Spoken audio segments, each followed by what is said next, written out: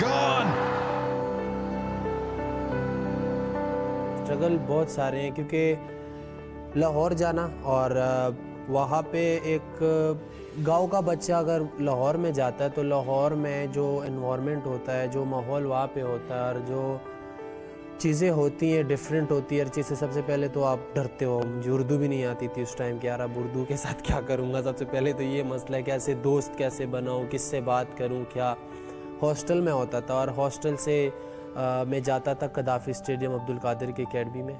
और मुझे अच्छी तरह याद है कि मैं कभी कभी जब बहुत ज़्यादा थक जाता था कदाफ़ी स्टेडियम का जो मेन गेट है जहाँ पे आप एंटर होते हो तो वहाँ पे बहुत ज़्यादा गर्मी भी होती थी। जब थक जाता था तो वहाँ पे किसी बाइक को कोई भी बाइक ऐसे जाते थे, मैं उनको यार रोको यार मुझे वहाँ तक ले जाओ। तो बहुत ज़्यादा टाइम ऐसे भी हुआ कि बड़ा अजीब फील होता था, वो करता यार थका हुआ जा रहा हूँ। लेकिन बहुत दफ़ा ऐसे भी हुआ है कि किसी ने बाइक रोक के वहाँ तक जो एकेडमी है उसके बाहर छोड़ दिया।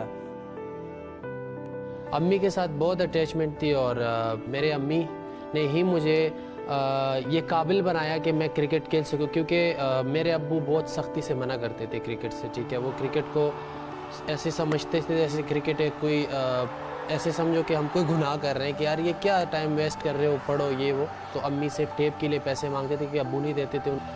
मैं समझता हूँ कि जब मेरा नाम आया मैं फ़र्स्ट क्लास का मैच खेल रहा था और मेरी अम्मी ने मुझे कॉल की। मुझे अभी भी अच्छी तरह याद है कि मेरी अम्मी ये कह रही थी कि पता नहीं, मुझे नहीं पता कि क्या हुआ है, लेकिन सारे लोग आ रहे हैं गाँव के और मुझे आके मुबारकबाद दे रहे और मुझे बहुत ज़्यादा खुशी हो रही है। ये उस दिन की बात है जिस दिन नाम आया, तो बड़ी खुशी थी। जब मैं फिर टूर के लिए जा रहा था तो जिस रात मेरी डेब्यू थी, टीम मैनेजमेंट वाले आए और मुझे तो पता नहीं था कि मेरी अम्मी का ये वाक़या हुआ है। तो उन्होंने खैर मुझे बताया कि आपकी अम्मी दुनिया से चली गई और खैर उसके बाद तो मुझे बिल्कुल होश ही नहीं था और बिल्कुल समझ नहीं आ रही थी। लेकिन फिर ये कोशिश था कि अभी कम से कम इतना हो कि मैं उनको आखिरी बार तो देख सकूं। लेकिन वो मेरे ख़्याल से कि इतना टाइम नहीं था कि मैं जनाजे पे पहुंच सकूं। तो फिर मेरे अब्बू ने कॉल किया कि बेटा देखो, आप जिस मकसद के लिए गए हो, ठीक है, अम्मी और मुझे या जो भी आप कह लो कि सब घर वालों को छोड़ के आप चले गए, तो इसी मकसद के लिए गए हो। अब आप ऐसे करो कि ना जो है ना वो खेलो। और मुझे तो बिल्कुल होश नहीं था।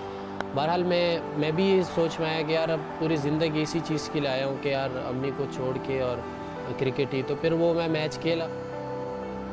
मैं ऐसे सोचता था कि यार मेरी दुनिया ख़त्म हो गई अंदर, क्योंकि बड़ा एक ना मुश्किल मैं ही समझ सकता कि वो क्या हुआ और अम्मी के लिए मैं क्या सोचा था।